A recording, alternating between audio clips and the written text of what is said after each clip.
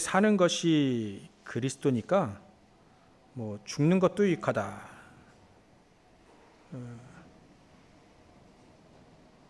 그 뭐 자살하는 게 아니죠. 그 뒤에 더 보면 내가 이 육체로 뭐 육체 떠나서 하나님과 같이 천국에 가는 게 더 좋은데 그 육체로 있는 것이 더 복음에 더 유익하기 때문에 그 육체로 있는 것이지 난 하나님 천국 가는 게 더 좋다 이거예요. 거기에서 나온 내가 살든지 죽든지 내게 사는 것이 그리스도니까 뭐 죽는 것도 유익합니다. 그러나 지금 사명이 있기 때문에 육신으로 지금 살고 있다. 더 복음을 증가하기 위해서 말이죠. 그럴 때 쓰는 것이 내가 사는 것이 그리스도니까 죽는 것도 유익하다. 이런 이 사도 바울의 이 고백들을 보면서 참으로 생각되어지는 게 이런 것들이 이렇게 생각되어지고 묵상이 되어집니다. 이 사도 바울이 얼마만큼 이 복음을 가치 있게 누렸으면 내가 살든지 죽든지 내 몸에서 그리스도가 존귀하게 되게 하려 한다 이렇게 얘기했어요. 얼마나 복음을 가치 있게 누렸으면. 그래서 우리가 첫 번째로 붙잡아야 될 게 복음의 가치입니다. 복음의 중요성이죠. 가치. 자기는 복음이 없으면 살 수 없다는 말을 이렇게 한 겁니다. 그리스도가 없으면 살 수 없다는 거예요. 이거 눈치 못 챈 유대인들이요. 그리스도가 그렇게 가치 있고 그거 아닌데 유대인들이 제일로 많이 한 게 예배와 헌금입니다. 지금도 마찬가지로 예배와 헌금 제일 많이 드려요. 이게 복음도 못 깨닫는데 율법 가지고도요. 참 안식일을 거룩히 지키고 예배 드렸거든요. 그리고 누구보다도 헌금합니다. 기부금 냅니다. 근데 그 유대인들이 노벨상 3분의 1을 가져갔어요. 그리고 경제 3분의 1을 가져갔습니다. 0.3%밖에 안 되는 전체 인구의 0.3%밖에 안 되는데 전체 지구의 3분의 1을 장악했습니다. 그렇다면 사도 바울은 어땠을까요? 유대인 정확히 말하면 유대인이 아닌데 이스라엘 민족이죠. 베냐민 지파니까 유대인은 유다 민족 아닙니까? 유대인. 근데 이 사도 바울은요, 지구를 변화시켰습니다. 그 다니는 모든 현장에 다 바꿔버렸어요. 복음 가지고 정말 예배하고 정말 헌금하고 정말 복음을 가치 있게 누리면 지구를 바꿀 수 있겠구나. 사도 바울 그 축복을 누렸다니까요. 얼마만큼 복음을 소중하게 여겼냐. 얼마만큼 소중히 여기면 20절 다시 한번 볼까요? 나의 간절한 기대와 소망을 따라 아무 일이든지 부끄러워하지 아니하고. 그렇죠? 지금 복음 때문에 감옥에 갇혔기 때문에 또 사람들이 저 감옥에 갇힌 거는 뭔가 지금 잘못한 거 아니냐, 잘못된 거 아니냐, 그 왜 감옥에 갇히겠냐, 저 사람이 가지고 있는 복음이 그거 진짜 아니다, 모함을 하는 사람도 있고요. 그 어떤 사람은요, 사도 바울이 저렇게 복음 증거하고 막 역사 일어나니까 시기한 거예요. 야, 사도 바울만 사도고 사도 바울만 전도자냐? 우리도 복음 증거하고 다 한다. 투기로 이제 전도하기 시작하는 거죠. 근데 사도 바울은요, 얼마만큼 이 복음을 가치 있게, 그리스도를 가치 있게 누렸냐? 이래나 저래나 다 전파되는 건 그리스도 아니냐? 문제가 되지 않는 거예요.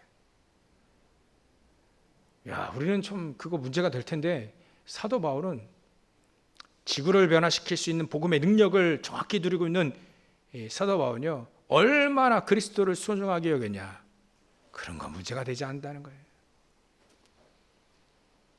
그런 건 문제가 되지 않는다는 거예요. 그래도 전파되는 건 그리스도지니까 그건 문제가 되지 않는다. 나의 간절한 기대와 소망을 따라 아무 일에든지 부끄러워하지 아니하고 지금도 전과 같이 온전히 담대하게 살든지 죽든지 내 몸에서 그리스도가 존귀하게 되게 한다. 이 사도 바울이 복음을 얼마나 소중하게, 예배를, 기도를, 헌금을, 또 하나님께 이게 전도와 선교를 얼마나 소중하게 여겼냐면 그리스도를 그렇게 소중하게 여겼기 때문에 다 소중하게 되신 거예요. 그래서 우리는 첫 번째 이 언약을 붙잡아야 됩니다. 복음의 가치, 그리스도의 소중함, 이거를 내가 소중히 여기는 만큼 오히려 하나님은 우리를 소중하게 여기십니다. 왜냐하면 복음을 소중하게 여길 걸 소중하게 여긴 거죠. 하나님이 소중하게 주셔서 그리스도께서 우리를 위해 십자가에 달려 죽으실 만큼 그 복음을 소중하게 여겨서 우리에게 준 거예요. 얼마나 소중히 여기시냐? 영세전부터 준비한 복음입니다. 얼마나 중요하냐면 영세전부터 준비했잖아요. 그만큼 전능하신 하나님이 소중하게 여기셔서 소중하게 준비해가지고 우리에게 딱 준 겁니다. 딱 필요하게요. 하나님 떠나니까 당장 뭐가 필요합니까? 저주가 임하니까 하나님의 은혜가 필요하잖아요. 하나님 잃어버리고 고아처럼 막 살고 있는 우리 인간이 누가 필요합니까? 돈이 필요합니까? 무슨 뭐 지식이 필요합니까? 엄마 잃어버린, 부모님 잊어버린 아이는요, 뭐가 필요하겠습니까? 부모가 필요한 거예요. 우리 인간이 알 수 없는 저주와 재앙 가운데, 그래 멸망 속에 있는 우리 인간이 뭐가 필요하겠습니까? 금가락지가 필요하겠습니까? 다이아몬드가 필요하겠습니까? 뭐가 필요하겠습니까? 하나님의 은혜가 필요한 거죠.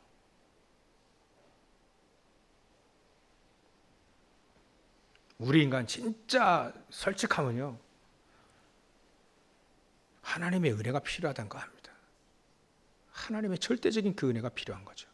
이거를 알고 있는 이 사도 바울은 하나님의 은혜를 받을 수 있는 단 한 가지의 길이 그리스도밖에 없다는 거 아는 거예요.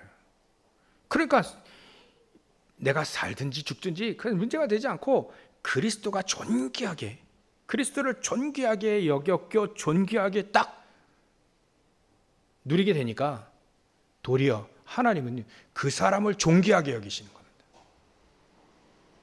이 비리가 되는 거예요. 우리가 복음을 사랑하는 만큼 하나님의 은혜를 누릴 수밖에 없어요. 우리가 복음을 진짜 막 개떡같이 여기면, 개떡은 맛있긴 한데 이거 뭐라 표현해야 될까요? 진짜 하찮게 그럼 쓰레기같이럼 있어도 되고 없어도 되는 그런 것 같이 여기면 그 사람은, 하나님은 그 사람 모른다, 그와 같이 여겨지게 되는 거예요. 왜냐하면 하나님이 소중히 여겨서 소중히 준 선물을 딱 받았는데 그거를 봐야죠. 그냥 저기 창고에 그냥 갖다 놓고 있는지 없든지 발로 뻥뻥 차고 다니면 하나님은 그렇게 여긴 거거든요. 근데 사도 바울은 그렇지 않았습니다. 복음을 소중하게 여기고 소중하게 그리스도를 존귀하게 돼요. 그걸 하니까 하나님은 사도 바울을 존귀하게 여기어서 사도 바울이 가는 곳마다 변화시킨 거예요. 변화가 일어날 수밖에 없는 거죠. 이건 될 수밖에 없는 겁니다. 그래서 첫 번째 언약 여러분들 붙잡아야 됩니다. 그리스도를 존귀하게 여기시라. 복음을 가치 있게 여기시라. 기도를 가치 있게 여기시라. 예배를 가치 있게 드리자. 헌금도 마찬가지입니다. 헌금. 복음의 경제는요, 헌금이잖아요. 많고 적음의 얘기는 아닌 것 같아요. 하나님은 가난하지 않는 하나님이시니까 많고 적음이 아닙니다. 얼마만큼 가치 있게 준비해서 드리냐가죠. 거기에 하나님은 가치 있게 역사하시고 축복하는 거죠. 그래서 정말 그리스도를 가치 있게 누리자.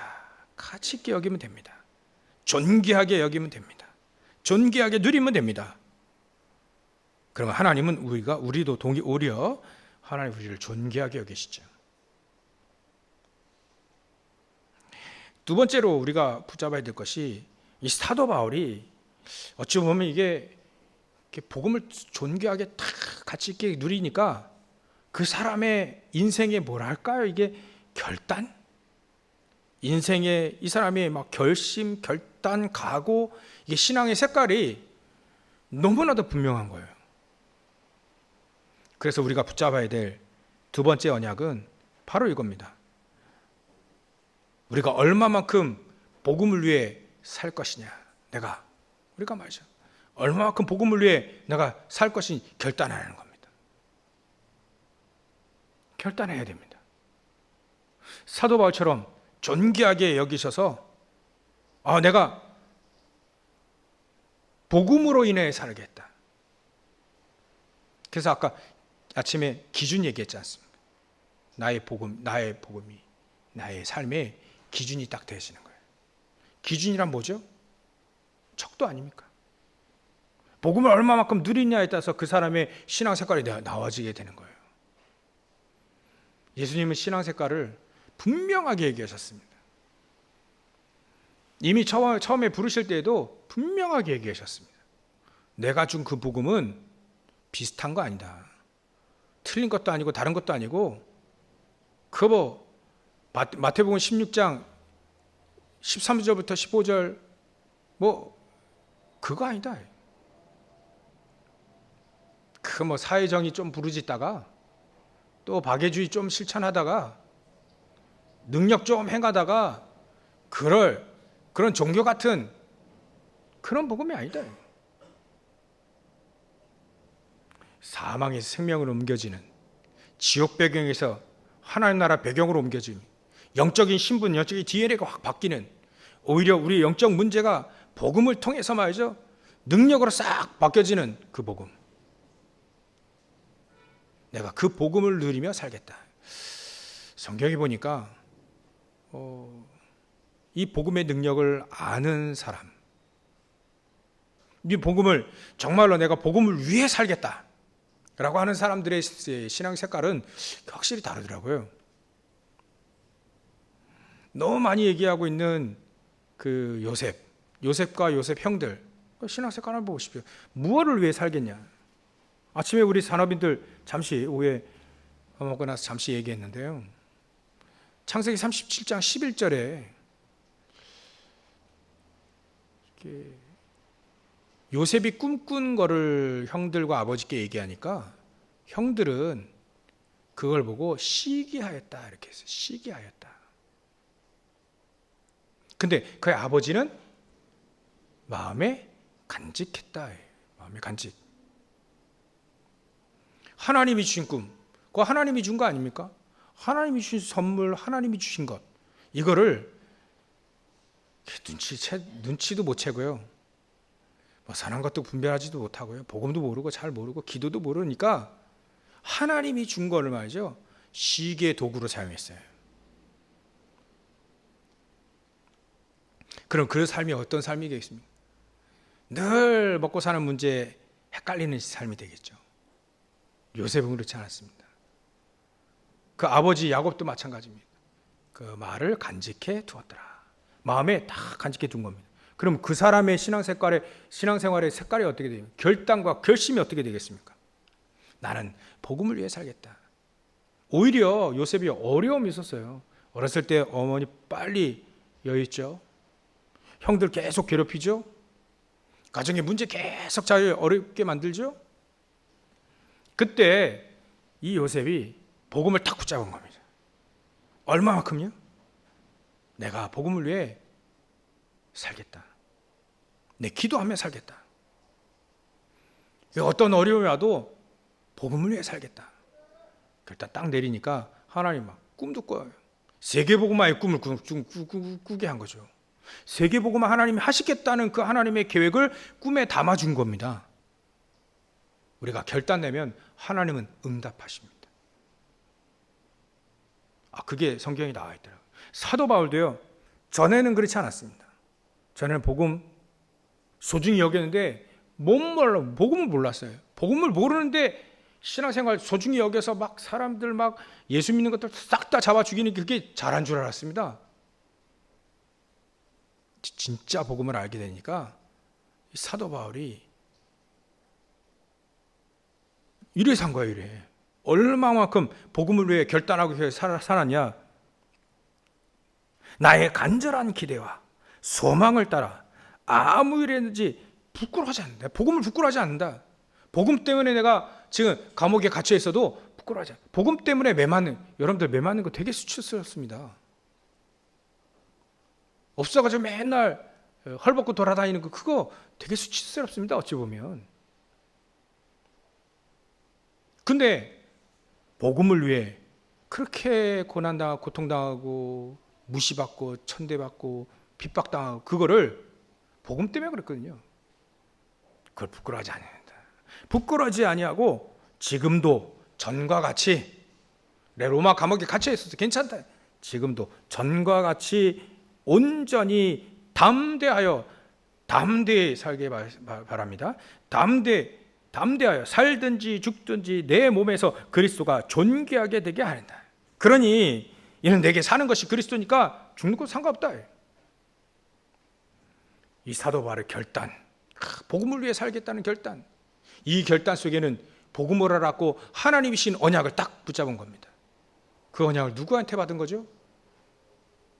아나니아라고 하는 그런 진짜 이 교사인지 이분이 정말 목사인지 하여튼간 전도자를 통해서 받은 거예요.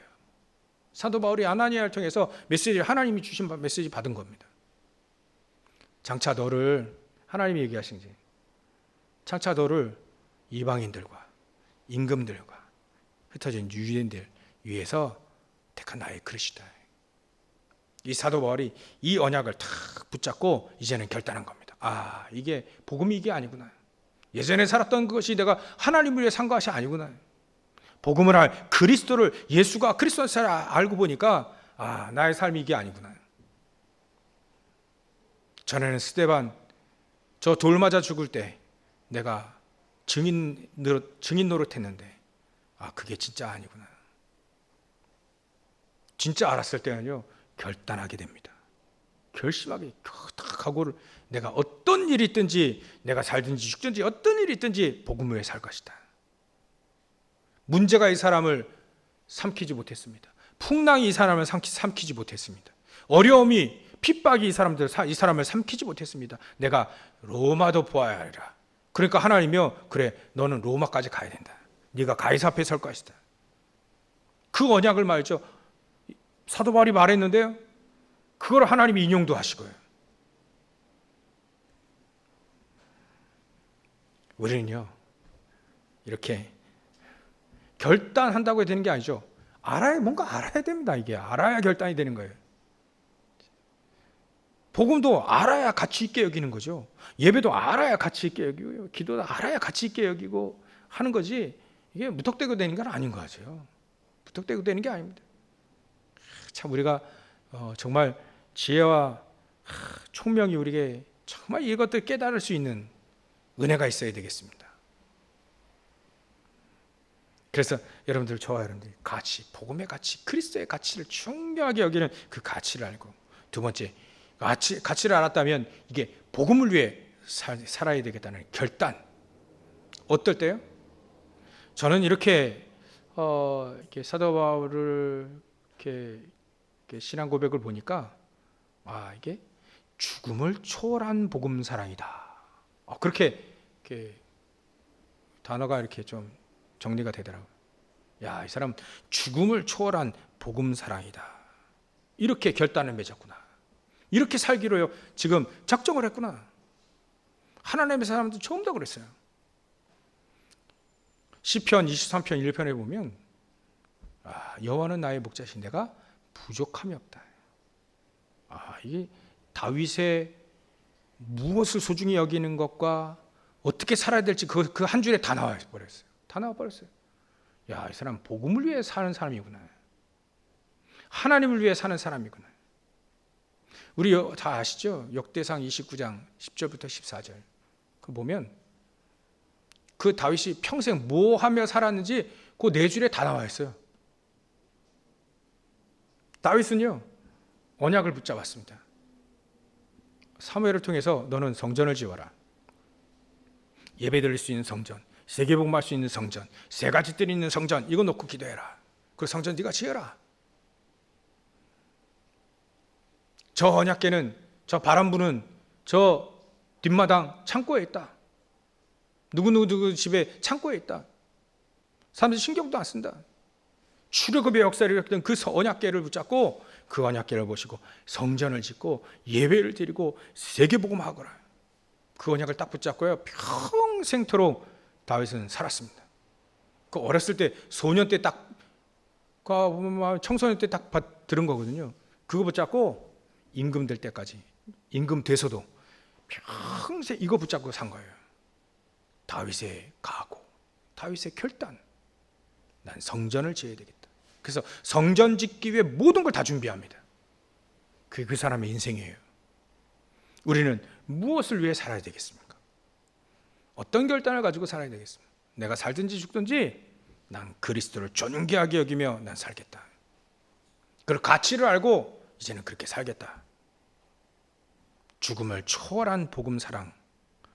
이렇게 저 여러분들도 한 사람의 언약을 붙잡았는데, 한 사람의 언약을 붙잡고 이렇게 바로 섰는데 바뀌었어요. 그 가는 모든 현장마다 다 바뀌어 버렸어요. 죽음을 초월한 복음 사랑하시길 주의 이름으로 축원합니다. 그러면 세 번째 이렇게 됩니다. 이런 사람은요, 문제가 되지 않죠. 문제가 되지 않고, 갈등이 문제가 되지 않고, 위기가 문제가 되지 않습니다. 이걸 보고 절대 망대다, 이렇게. 우리 산업인들도 산업인 자체가 우리 절대 망대라 했습니다. 렘넌트들 자체가 절대 망대가 되어라. 이 언약을 붙잡아라. 이게 절대 망대가 되어라. 절대 망대로 서라. 간단하게 얘기하면요, 등대가, 여러분들 빨간 등대가 있고 하얀 등대가 있습니다. 노란 등대가 맞는지 모르겠는데 빨간 거 하얀 거를 확실히 봤어요. 동해 가 보면 빨간 등대도 있고요, 하얀 등대도 있어요. 남해 가면 하얀 등대도 있더라고요. 그게 뭐냐면 빨간 등대는요, 상당히 위험한 곳에, 지금 암초도 있고 위험하니까 배가 접근하지 말라고 하는 빨간 등대, 그때 세운대요. 근데 이 등대가 폭풍이 와도 또 폭풍이 안 와도 그냥 그 자리에 딱 서 있거든요. 그 자리에서 그냥 빛 비추는 겁니다. 그냥 계속 누가 뭐래도 빛을 비추는 거예요. 저게 망대구나. 저게 절대 망대구나. 상관없는 거예요. 다른 사람 비방을 해도 어떻게 전달하는 건 다 그리스도가 전달되니까 상관없다.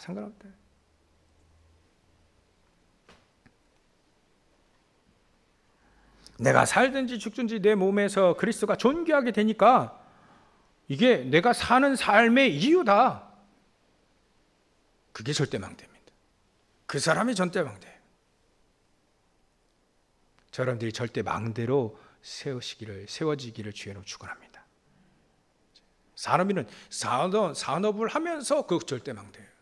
내 산업이 하나님이 준비한 곳과 하나님이 시간표 속에서 하나님이 들어가는 그 현장이 내 산업 현장이다. 그러면 내 산업 현장, 또 내 가정의 현장, 또 내 자체도 현장입니다. 나 자신도 현장이에요. 내 자신이 복음으로 가득, 하나님 보좌의 축복으로 가득하지 않으면 내 현장, 내 안이 황폐가 되게 되어 있습니다. 황폐하게 되어 있어요.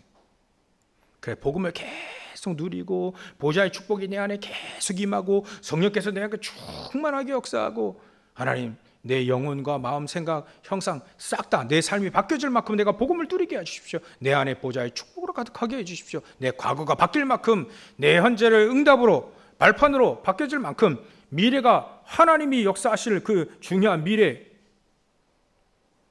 하나님 이 축복을 누릴 만큼 내 안에 가득 임하게 해주십시오.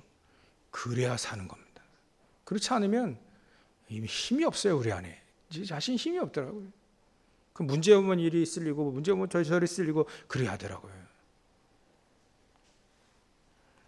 넘어서지 못할 문제 오면 포기하고 좌절하고.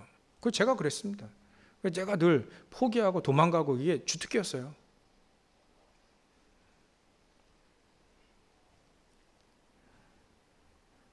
근데 그거 하나님 뜻이 아니더라고요. 절대망대는요, 그 자리에 늘 응답받고 있습니다. 빛을 비추고 있습니다.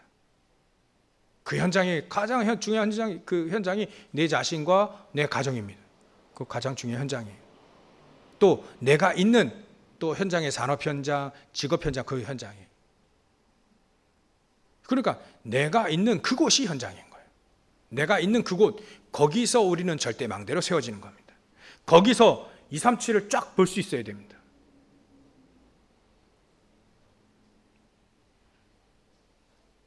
그러니까 가정을 통해서 237을 보는 겁니다. 어떻게 해요? 창세기 6장에 나와 있잖아요. 복음의 가정이 아니면 다 박살납니다.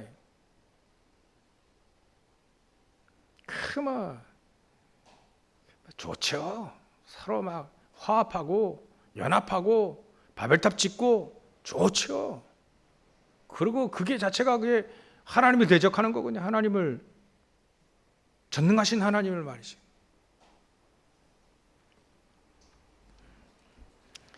좋긴 좋겠지만 그러다 망하는 겁니다. 그래서 우리는요, 가정을 통해서 237을 볼 수 있어야 됩니다. 또 내 일을 통해서 237을 볼 수 있는 거예요. 세계복음화를 볼 수 있는 겁니다. 하나님은 그렇게 하기를 원하셔요. 그게 절대 망대입니다. 그 사람이 현장을 변화시키는 힘과 능력을 누릴 수 있는 것이죠. 우리는 절대 망대의 언약을 붙잡고 승리해야 됩니다. 그러려면 다른 게 아니죠. 본질을 놓치면 안 됩니다. 절대 망대는 본질이 뭡니까? 빛을 비추는 거예요. 현장 변화시키는 겁니다. 왕이 되고 승진하고 뭐 그런 그게 본질이 아닙니다. 본질은 복음을 기도로 누리며 현장에서 빛을 비치는 게 바로 본질입니다. 그 본질을 놓치면 안 됩니다. 본질을 놓치는 순간 이제는 눈이 어두워지게 돼 있죠. 사람이 나를 괴롭히고 일이 나를 괴롭히고 또 많은 여건, 환경이 나를 괴롭히게 되어 있습니다. 본질을 놓친 사람들이지. 그럼 빨리 본질을 회복해야 됩니다. 우리는요, 잠시 쓰임받다 가는 사람이 아닙니다. 본질을 딱 붙잡고 내가 절대 망대 돼야 되겠다. 어렵고 힘들고 때로는 힘드니까 좌절도 하고 때로는 포기도 하고 그렇겠죠. 그러나 끝까지 포기하지 않으면 됩니다. 내 힘이 힘들다, 어렵다. 어렵게 힘든 게 인생이잖아요. 근데도 이길 수 있는 나에게 힘 하나님 나에게 주십시오. 끝까지 붙잡는 겁니다. 끝까지 그리스도를 붙잡는 거예요. 하나님 본질을 놓치지 않게 해주십시오. 복음의 그 본질을 놓치지 않게 해주십시오. 나를 통해서 현장 살아나게 해주십시오. 어찌 보면 나에게 불가능하다 할지라도 하나님 내 그 언약을 붙잡고 응답받으며 그 응답을 우리 후대들에게 또 후대들에게 계속 넘겨져서 세계복음화하는 그날까지 하나님 내가 살게 해주십시오. 이렇게 살게 해주십시오. 그게 절대 망대입니다. 때로는 어려움 통해서 흔들릴 수도 있어요. 그때 절대 망대는요, 절대 안 들리는 것도 맞지만 흔들려도 괜찮다. 좀 이해가 되십니까? 흔들려도 괜찮다. 그리스도가 내 안에 그리스도가 존귀하게 되면 될수록 나는 결국은 승리하게 될 거니까. 죽음을 초월한 복음 사랑, 이것 때문에 나는 복음의 능력을 누리겠다. 기도의 능력을 누리겠다. 난 그래서 증인으로 살겠다. 세상을 살릴 수 있는 증인, 흑암과 저주 재앙을 막을 수 있는, 무너뜨리는 증인으로 내가 살겠다. 이거를 놓치지 않는 순간, 놓치지 않는다면 그 사람 절대 망대가 되는 거예요. 자격은 그것밖에 없습니다. 복음을 붙잡고 있느냐, 놓치고 있느냐, 그거예요. 그러면 하나님은 보이지 않는 힘과 능력으로 함께 하시는 거죠. 보이지 않는 힘과 능력이에요. 그걸로 하나님이 함께 하시는 겁니다. 그래서 결론으로 이겁니다. 사도 바울이 결국은 한 게 그거예요. 어떤 현장을 갔냐면 사도행전 13장, 16장, 19장의 현장을 결국 이 세 현장을 간 겁니다. 그 세 현장이 어디입니까? 치유의 현장이에요. 치유 현장. 박수무당을 치유하고요. 정치인들을 치유하고 귀신 들린 사람 치유하고요. 치유 현장입니다. 그리고요, 이방인 계속 이방인들 세워놨어요. 이방인들 중재를 계속 세우고요. 교회 세우고요. 그게 237 현장입니다. 237 뜰입니다. 결국 간 현장은 그거예요. 사도 바울은 세 현장을 갔다니까요. 치유 현장, 237 현장. 나머지는 뭐겠습니까? 회당 들어갔잖아요. 렘넌트 현장.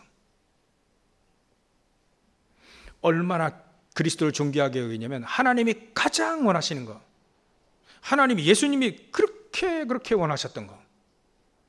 성전이 세 가지 뜰이 없어가지고 성전을 그 하나님이 헤롯 성전을 건물에 옆에서 이 건물 거기 무너질 거야. 세 가지 그 뜰이 없는데 그 사도 바울은요 이 예수님의 말씀을 너무나 잘 알아들었어요. 직접 가르침 받지 않았는데 잘 알아들었어요. 세 가지 뜰 현장을 간 겁니다. 우리가 그리스도를 존귀하게 여기면 여길수록, 가치 있게 여기면 여길수록, 그걸 위해 살면 살수록, 우리가 정할 때의 망대의 언약을 붙잡는 그 순간 하나님은 우리를 통해서 세 가지 뜰이 회복되는 거예요. 결국 우리는 세 가지 뜰을 향해서 가고 있는 겁니다. 치유의 현장으로 가고 있는 거고요. 렘넌트 현장으로 가고 있는 거고요. 이방 현장이 그 현장이잖아요. 다민족 현장이잖아요. 다민족. 그 현장을 우리는 지금 가고 있는 겁니다. 이 세 가지 뜰이 회복되어질 수 있도록 저 여러분들은 계속 이 언약을 놓치면 안 됩니다. 놓칠만 하면 이제 또 다시 계속 붙잡고요. 또 아예 그냥 그것만 딱 붙잡고 평생토록 이렇게 살면 이렇게 고백이 되어지겠죠. 나의 간절한 기대와 소망을 따라 아무 일이든지 복음을 위해 부끄러움 당한다면 그것 또한 감사하고, 그러나 그걸 복음 때문에 부끄러움 당하는 거 부끄럽지 아니하고 지금도 전과 같이 온전히 담대하여 살든지 죽든지 내 몸에서 그리스도가 존귀하게 되게 한다. 이게 내가 사는 삶의 목적이다. 삶의 이유다. 그렇다면 죽는 것도 유익하다. 진짜 죽음과 또 내 안에 창세기 3장 11장에 있던 나 죽는 것, 갈라디아서 2장 20절과 같은 거죠. 죽는 것도 유익하다. 없어져도 괜찮다. 그런 각오가 또 이런 결단이 이 속에 포함되어 있는 겁니다.